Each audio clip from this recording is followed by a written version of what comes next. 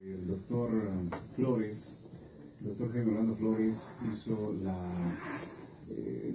referencia a lo que va a significar la presentación el día de mañana.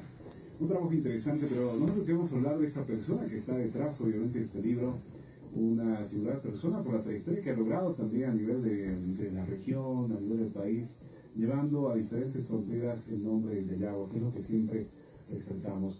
Vamos ya con el doctor acá en el estudio principal de la radio para poder conversar con esa singular persona que vecino nuestro de años, que siempre está llegando para la fiesta. Doctor, un honor tenerlo acá en el estudio. Bienvenido a la radio. Buen día. El honor es mío, mi estimado Gregorio. Tú sabes que la estima es realmente grande porque hemos compartido momentos muy agradables en el barrio. Y por lo mismo yo me siento profundamente orgulloso de estar contigo hoy en la mañana, porque veo cómo con tanto ímpetu y tanta entrega vas desarrollando tus capacidades, y eso es importante en las personas, y a uno lo hace también parte de ese orgullo. Yo llego chiquito acá en la calle, pero usted ya joven, ¿no? Ya Sí, en el colegio. sí. ¿Qué año deja de Yaguá? Yo me fui el año 1978, con 17 años, y me fui a Cochabamba, y lo primero que hice vinculándome a Cochabamba, y eso fue lo anecdótico, me sentía el hombre más grande, siendo el más pequeño. Me sentía muy orgulloso de ser de la Yagua, por todas las lecciones recibidas, por toda la experiencia, encarnando en realidad toda esa experiencia de los trabajadores, etc. Yo me sentía realmente muy grande. Ser de los centros mineros es tener una trayectoria ya por sí sola, ¿no? O sea, uno va a dice siglo XX y es esa esencia sindical, de dirigencia, que no tiene que replicar. Sí, en realidad pasó eso, ¿no? Yo, desde que me fui, entré a la universidad, ya era dirigente de cerca aproximadamente 3.000 estudiantes que estaban haciendo su propedéutico, ya era dirigente, y justo vino ahí el golpe de García Meza en plena asamblea, porque yo estaba ya con mis primeros embates contra la corrupción en la universidad. Yo me acuerdo de Tonchi Marinkovic, que fue ministro de salud durante el gobierno del MIR, se enfrentó conmigo en la facultad, en la universidad, y la verdad que desde ese entonces ya hice realmente huella, dejé huella en la universidad, pero con ese ímpetu de ser de Yayagua, es decir, de un hombre absolutamente luchador, comprometido con la justicia, con la igualdad, y como soy ahora, ¿no? Una de las características personales es de que me conmueve mucho la injusticia, hasta las lágrimas, querido Gregorio. Yo soy una persona comprometida con el pueblo, porque he visto crecer, he compartido mucho cuando me iba de vacaciones a Chayanta. Mi mamita es de Chayanta, doña Elisa López. Sí, sí. Entonces yo me iba a la vacación a Chayanta y compartía con los niños también del campo, por eso hablo muy bien quechua. He compartido mucho con ellos, he jugado con los carritos de lata, con los trompos, etc. Lo he encarnado, es decir, toda esa experiencia ha hecho que cuando me fui de Yayagua, yo me sentía realmente y me siento un hombre completo porque encarno toda esa experiencia. Hay gente que se va y olvida sus raíces, ¿no? Cambia las facetas de su vida por otras que las va recién adquiriendo, y a veces se agarra de ese dogma de la ciudad, ¿no? Que te hace sentir que no eres del campo, sino eres de la ciudad. Sí, yo a veces me pongo a reír. Tú, con la tecnología actual, como yo y como todos, nos conectamos con amigos de infancia, etcétera, compañeros de curso de colegio, y alguna vez anecdóticamente me han llegado mensajes, ¿no? Con un tono, digamos, totalmente oriental, con el puej, con J. Entonces yo me alarmo mucho porque no puedo entender, es decir, yo no puedo comprender. Yo recuerdo muy bien a mi hermana Yolita Flores, que en paz descanse, murió ella en Argentina en un accidente de tránsito, siempre la recordamos.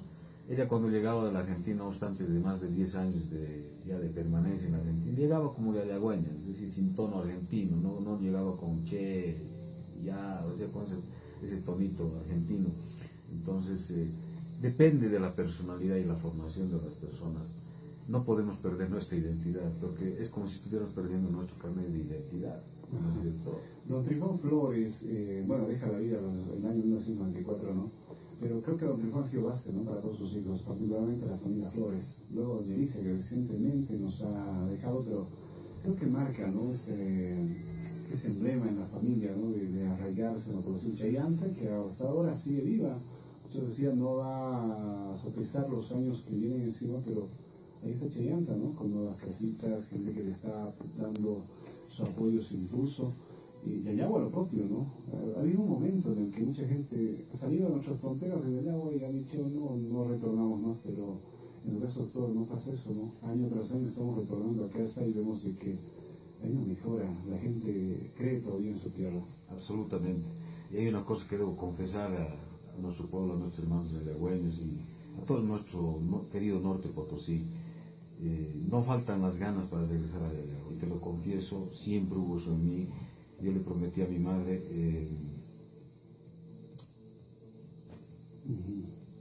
Doña Lisa falleció el año pasado, ¿no? Yo entiendo que ella no quería irse, porque ustedes se la llevaron. Sí. Muchas veces hicimos intentos de que ella se vaya de Yayagua, etc.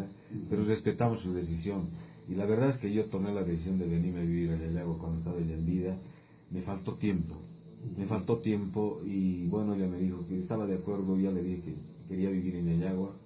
Y estaba ordenando un poco mi vida para poder, digamos, solventar los gastos cotidianos. Entonces, ahí fue cuando, bueno, mi mamá por última vez viajó a Cochabamba, al matrimonio de mi hijo mayor, y me dijo, ¿no? Ahí que era la última vez que iba a partir. O sea, esa característica tienen los viejos de antes. Parece que planificaran hasta el tiempo de vida. Y me dijo, bueno, hasta aquí he llegado. Así que yo no me van a volver a ver más y llevarme a Yayagua. Yo la traje, pero lamentablemente se indispuso en el camino, se internó en Oruro y ella falleció. Y bueno, truncó un poco, digamos, las inspiraciones de llegar a Yayagua y de vivir en Yayagua. Pero no está cancelada esa idea, te digo, Gregorio. O sea, me mueve. Y yo hice construir un mausoleo en el cementerio para la familia Flores López. Y yo tengo un espacio, yo tengo el mandato a mis hijos, les he dicho que mi voluntad es enterrarme en Yayagua. 6 hermanos. 6, de los cuales vivimos 4. Bueno, voy a dejarle que respire, doctor, porque evocar esos recuerdos realmente trae a la mente ese cariño que le tenemos a esta tierra tan linda, ¿no? Y además todo lo que estos años nos ha tocado vivir, momentos muy difíciles, las intervenciones, sin lejos la noche de San Juan, ¿no? Que ha dejado un mundo vacío a muchos por la serie de cosas que se dieron, los abusos, excesos, y luego el sindicalismo que va floreciendo, tratando de sacar esa voz de la gente, que ahora se captura en lo que tenemos en el gobierno, que todo es en el famoso proceso de cambio.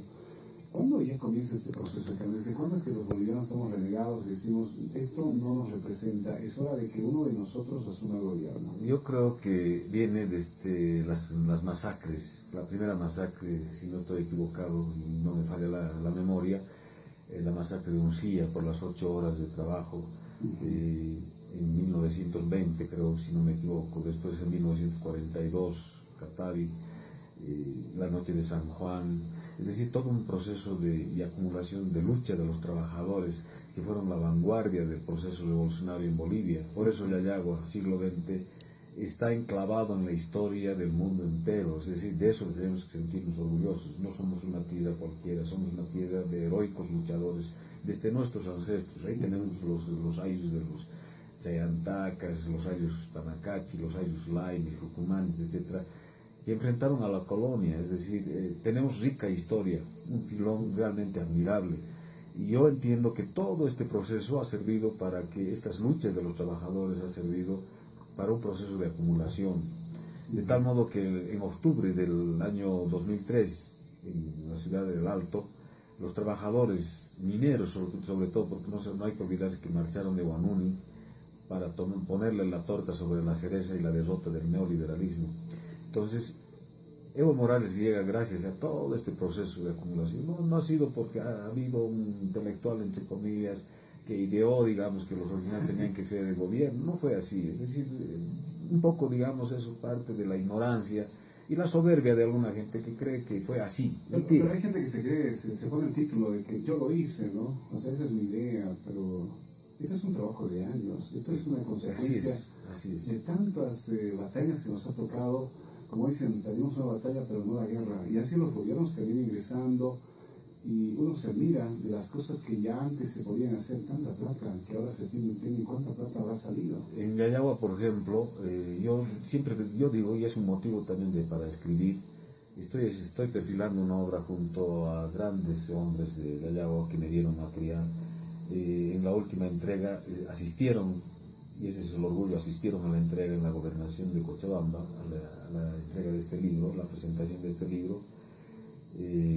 Viejos compañeros del movimiento sindical del siglo XX, ¿no? Y hasta las lágrimas me abrazaron y me dijeron: te vamos a entregar material de la historia de nuestro pueblo para que lo escribas.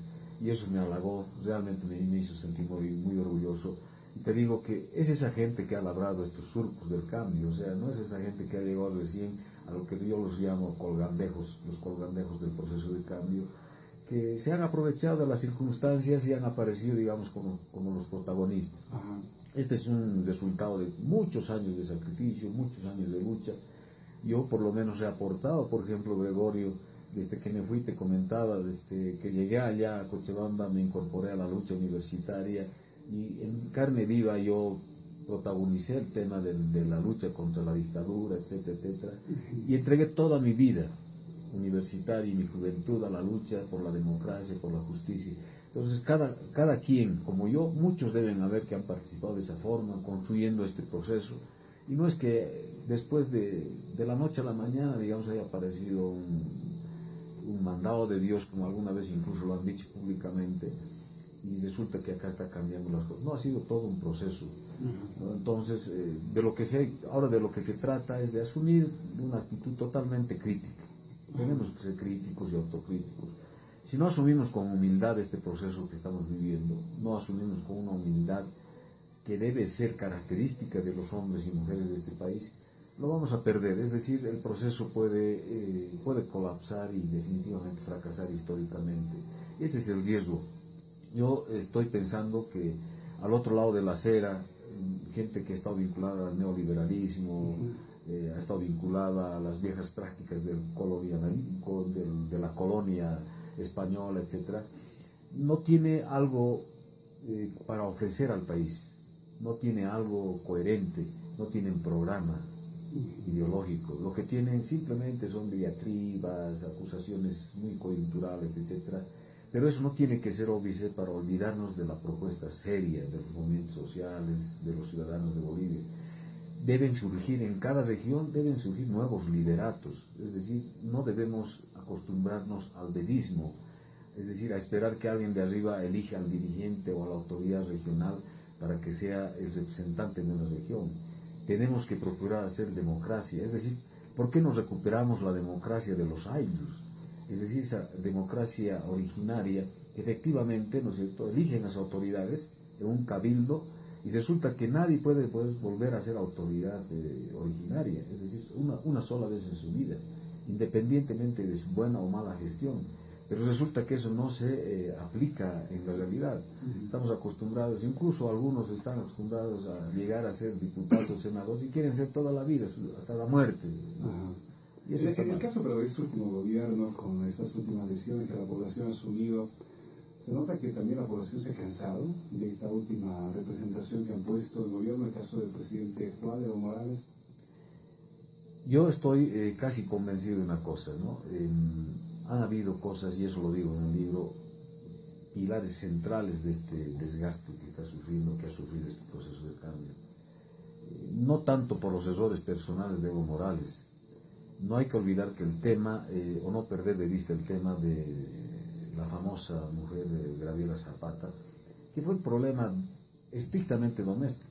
No fue un tema de fondo, de problema del Estado, pero dieron pie a eso, ¿no es cierto? Y la oposición y el oficialismo entraron en esa dinámica de la discusión tan trivial, olvidándose de los temas centrales. Por ejemplo, el tema de justicia, del órgano judicial en Bolivia, que está venido a menos. Hay una crisis muy profunda, ha tocado fondo. Tenemos el problema de la corrupción, que es un problema estructural de Estado, no es un problema coyuntural. Tenemos el problema del narcotráfico, que es un problema también central y crucial, que debe responder de manera coherente el gobierno y no lo ha hecho hasta el momento. Y otros temas vinculados al contrabando, por ejemplo, ¿no es cierto?, de los autos ilegales, y una serie de acciones que se van viendo y que los ciudadanos son testigos. Obviamente que un ciudadano común y corriente ve todas esas cosas, esos fenómenos que están ocurriendo en el país, pero que no hay respuestas categóricas de parte del gobierno. Entonces son esos temas que hay que discutir, no los temas de Gabriel Zapata que corresponden a temas de cocina, ¿no? A temas muy domésticos, muy triviales. Para mí ese tema no debía haberse discutido con tanto ahínco, con tanto esfuerzo y tanto fervor desde el gobierno y desde la oposición. A mí me pareció hasta ridículo. Esas cosas cansaron al pueblo y cansan todos los días escuchando sobre un tema tan trivial y no se discutía sobre temas de fondo. El tema, por ejemplo, de la cumbre de justicia. El tema de la cumbre de justicia ha sido para mí simplemente un gran encuentro de dirigentes de algunos movimientos sociales, pero donde no se ha discutido el tema central, es decir, el tema de justicia sigue nomás colapsada, sigue habiendo corrupción, una vergüenza, ¿no? Es decir, para los jueces, para los abogados, etc. Y no se ha discutido cómo se va a resolver el problema, es decir, no hay voluntad política. Y si no hay voluntad política es decir que no les interesa. Y eso es lo que la gente está cargando en sus espaldas, ese descontento. Y son esos tipos de cosas. Yo en el libro también toco el tema de justicia a fondo, de dónde viene la crisis y hacia dónde va este sistema y esta crisis. Entonces, yo creo que existe la necesidad de que los profesionales, por ejemplo, acá en el agua, los abogados sobre todo, tienen que reivindicarse, pero asumiendo con verdadera, digamos, con un verdadero sentido crítico. Debemos asumir de que efectivamente nos hemos equivocado en varias cosas y debemos corregirlos. Por ejemplo, el tema de la carrera judicial, como ejemplo simplemente, debe respetarse de manera categórica el tema de la carrera judicial. No podemos concebir jueces sin tener carrera judicial, porque se ha improvisado en último tiempo. Yo no digo peyorativamente, pero se ha puesto a cualquier persona, ¿no es cierto?, como autoridad máxima del Tribunal de Justicia, jueces, por ejemplo, que son improvisados, que no tienen una trayectoria ni siquiera en sus carreras o en sus facultades de derecho. Entonces, esos elementos hacen que vayan acumulando un descontento y un desgaste. Lo que hay que hacer ahora es discutir, debatir, porque tenemos todavía para la elección del nuevo presidente o el presidente en Bolivia hasta el 2019, tenemos un largo trecho para discutir y debatir. Pero en este periodo seguramente si existe la nobleza y la hidalguía de reconocer los errores, se sabrá hacer de manera coherente. Pero si no se lo hace de esa manera, estamos seguros que vamos a perder la perspectiva del proceso de cambio. No solo son las noticias que vemos en los canales y las radios, sino también son los datos que ofrecen, ¿no? Los procesos, por ejemplo, en estas últimas votaciones que se han tenido, datos que hay que analizarlos, no leerlos fríamente por el número, sino también por la connotación que puede reflejar, ¿no? Si quiere o no quiere la población, saber interpretarlo. Hay gente que me decía de que estos últimos resultados no reflejan el pálpito de toda la población. Sí, en el porcentaje se ha demostrado, pero no es el 100%. ¿Qué depara ahora para nuestro país, según el libro? ¿Qué vendría ahora para esos próximos años para este proceso? ¿Sería truncado? ¿Se queda a medias? ¿Va a perdurar todavía en el tiempo? Gregorio, de manera muy humilde y sencilla, quiero decirte lo siguiente. El referéndum sobre el tema de las autonomías departamentales y el resultado propiamente ya era una llamada de atención para el partido en gobierno. Y más allá de entrar al debate franco, autocrítico, etcétera, de reconocer los errores que se cometieron, se salió con una versión por un alto dignatario de Estado, en este caso el vicepresidente, salió con la explicación de que el pueblo quería seguir viviendo en centralismo. Y eso es totalmente falso, ¿no es cierto? El pueblo votó por el no, primero porque los protagonistas de la política boliviana, en este caso del oficialismo, no salieron a debatir a los medios. A lo largo y ancho del país desaparecieron, pero aparecían cuando había dádivas o prebenda. Pero para discutir el tema de su propuesta de las autonomías, cero, es decir, desaparecieron del mapa. Entonces, ese resultado del referéndum debía haber sido ya la primera llamada de atención para ver las perspectivas, digamos, de este proceso que estamos viviendo. Y resulta que nadie discutió, los movimientos sociales no discutieron, las organizaciones no discutieron, se redujeron más o menos solamente al tema absolutamente sencillo y simple de decir los ciudadanos quieren vivir en centralismo. Bueno, esa fue la explicación, un gran error. después llegamos de manera inmediata al referéndum ya para la reelección en las mismas condiciones. No salieron a debatir, a explicar, etcétera, un gran vacío, y la población de a pie, de la calle, razona y tiene pues orgullo, ¿no es cierto? No se puede negar la dignidad de las personas, pensar que todos son cretinos, ¿no? Pensar que todos son idiotas, y que porque se ha lanzado una consigna todos van a ir como antes, ¿no es cierto?, a votar y depositar su voto por alguien. Yo creo que ese ha sido un error definitivamente, que no ha sabido catalizar precisamente los actores, no han sabido catalizar los actores políticos en el país. Entonces yo que estoy pensando que si no logramos, Gregorio, si no logramos identificar plenamente estos grandes errores que se han cometido en este proceso, estamos marchando a un fracaso histórico de este proceso. Y esa es la responsabilidad, ¿no?, que cada uno, yo y otra gente, yo no soy militante del MAS, yo nunca he sido militante del MAS, pero he sido parte de este proceso político desde hace años, no de ahora, no de hace 10 años, de hace 35 años que me fui de Yayago. Entonces, puedo hablar con autoridad moral para decir que estamos camino al colapso y al fracaso histórico. Si no sabemos de manera humilde, de manera hidalga, reconocer dónde están los verdaderos errores y no detenernos en temas triviales como el tema Zapata y algunas otras cuestiones que son simplemente el cliché, ¿no es cierto?, la fantasía para pretender que la opinión pública se olvide de los problemas centrales. La opinión pública, sin tener formación académica por su cotidiano vivir, se da cuenta de lo que está pasando en el tema económico, se da cuenta del problema, de lo que tiene alrededor del tema de la seguridad ciudadana, por ejemplo, que también toco en el libro, de dónde parten los temas de seguridad ciudadana, dónde está el problema, etc. Si no se dan respuestas al tema de seguridad ciudadana, al tema de justicia, al tema de corrupción, al tema económico, etc., al tema del empleo, estoy seguro que la opinión pública, ¿no es cierto?, va a tomar sus determinaciones y sus acciones propias, independientemente de la oposición, independientemente del oficialismo. El pueblo boliviano sabe, en el fondo, no hay que olvidar que toda su lucha siempre ha sido consecuente respecto de sus intereses de familia, respecto de sus intereses de pueblo. Doctor, mañana hacemos la presentación oficial acá en nuestro municipio a las 7 de la noche en el centro de eventos de la universidad.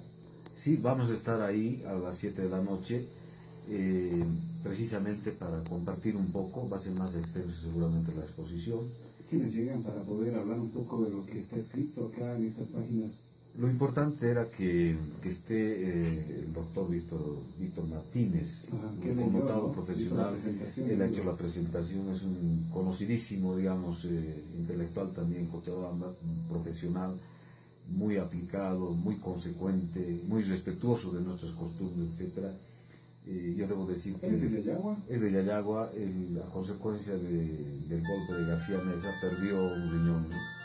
Entonces tiene problemas de salud y por eso no va a estar presente acá. A las 7 en punto, ¿se tiene algún acto preparado antes de poder presentar el libro como tal o posteriormente poder resumir a la población también para que pueda entender y entusiasmarse a leer el libro? Esa es la intención, ¿no? Tratar de difundir de manera un poco más resumida para que la gente tenga acceso. Vamos a hacer esa difusión. Yo he estado conversando con los personajes de la universidad que están un poco vinculados al tema de formación política, para elaborar textos resumidos para que se pueda difundir de manera gratuita, ¿no? Entonces se tengan los elementos suficientes para conocer un punto de vista, ¿no es cierto?, sociológico y político para dar una respuesta a esta coyuntura. Doctor Leopoldo, nadie es profeta en su tierra, ¿no, doctor?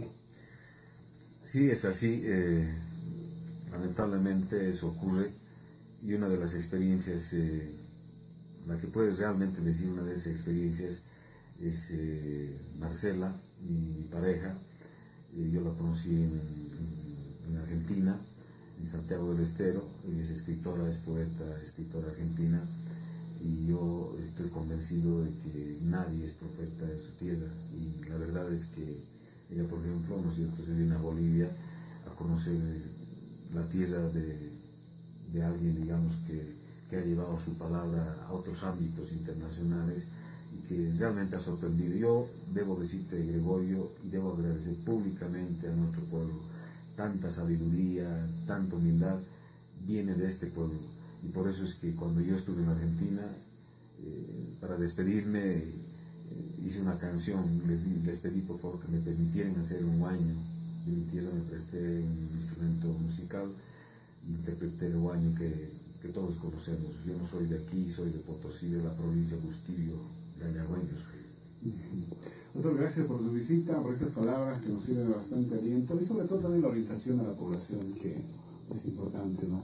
Creo que a veces la memoria colectiva a veces olvida esa memoria del pueblo, a veces se desgarra por algunos intereses, como se dice, son el momento, ¿no? El tema de posicionarse, aprovechar el momento, pero creo que no hay que dejar de lado el compromiso que tenemos todos a buscar un para bien, no solo para quienes vivimos actualmente, sino para los que vendrán, ¿no? En estos próximos años. Doctor, mañana cita en punto de cita con toda la población para poder recibir esta obra interesante que nos sirva, reiteramos, de ejemplo a todos aquellos que somos parte de este proceso.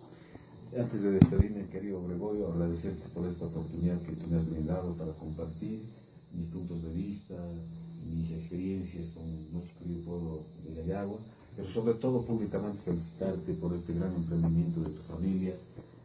Yo lo decía esta mañana, hace minutos atrás en la conferencia de prensa, yo veo una Yayagua pujante, una Yayagua que crece con su propia dinámica, pero es una Yayagua que crece por sus propios ciudadanos, por los yayagüeños.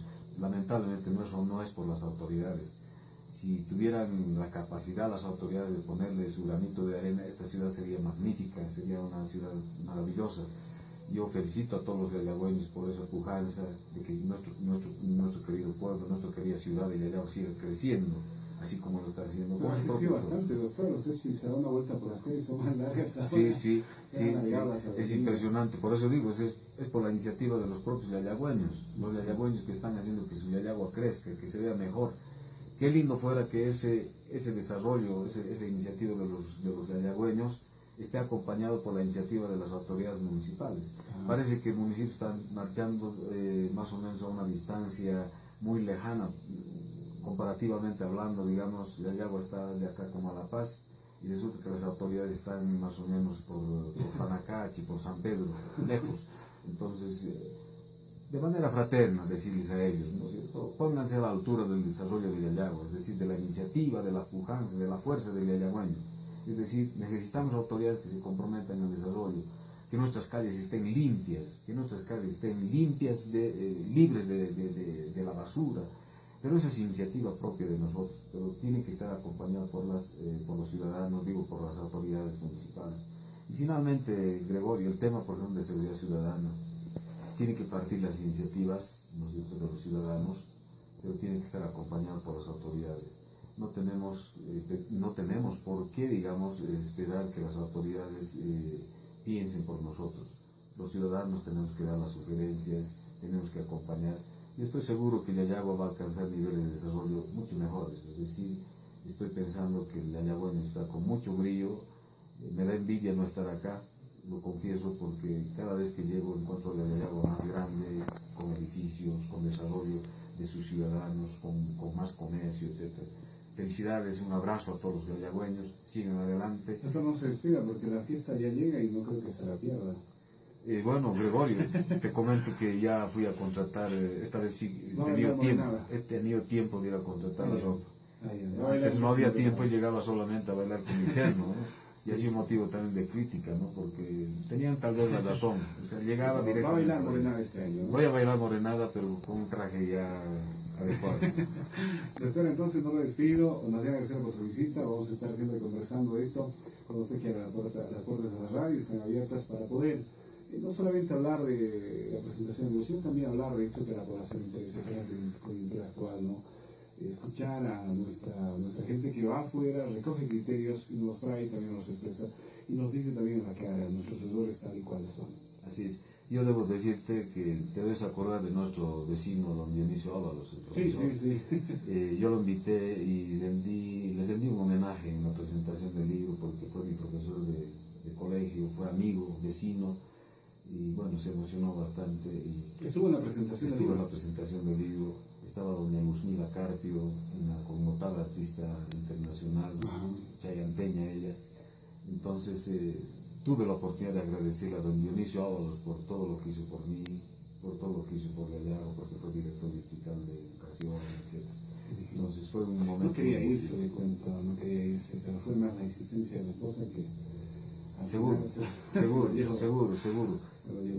Bueno, todavía le recordamos, o sea, y físicamente lo tenemos, entonces, y hay que siempre reconocer a las personas cuando están vivas, ¿no es cierto? Rendir su homenaje en público, y eso es lo que hice, ¿no? A nombre del profesor Dionisio Ábalos, que estaba presente, homenajeé a todos los profesores de mi querida escuelita Jaime Mendoza, del Colegio Primero de Mayo, etc. Les rendí un homenaje, porque él fue también justamente en este medio de difusión, porque trabajaba en este medio de difusión. Y yo algunas veces vine a hacer poemas, porque también escribo poemas Gregorio, y él fue uno de los artífices también de seguir impulsándome en la escritura, ¿no? En la literatura. Hemos conversado con el doctor Jaime Orlando Flores López, el amigo y compañero de nuestra querida población. Doctor, gracias nuevamente, así que nos quedamos a bailar morenada y la fiesta que venga, ¿no? Pidiéndole siempre los parabienes a la Virgencita. Hasta Así va a ser. la próxima oportunidad. Así va a ser. Gracias, Gregorio. Un abrazo.